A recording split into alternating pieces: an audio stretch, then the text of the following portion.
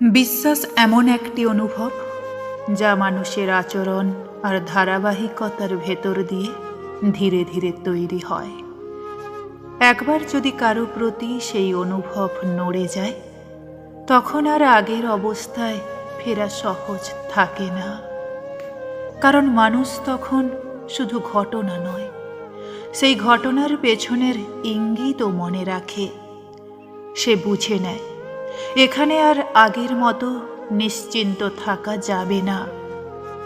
এরপর মানুষ নিজেকে গুটিয়ে নেয়, কথাবার্তায় মেপে চলে, সিদ্ধান্তে সাবধান হয়।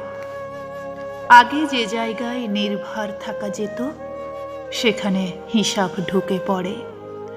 যত ব্যাখ্যাই দেওয়া হোক না কেন, ভেতরের সন্দেহ সরতে চায় না।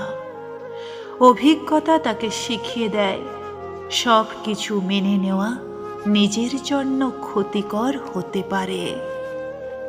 এই বদলে যাওয়া অবস্থায় মানুষ শক্ত হয়, কিন্তু সেই শক্তির ভেতরে ক্লান্তি জমে।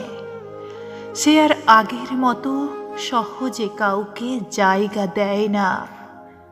সম্পর্ক তখন দূরত্বে দাঁড়িয়ে টিকে থাকে, কাছাকাছি এলেও পুরোটা ছুঁতে পারে না।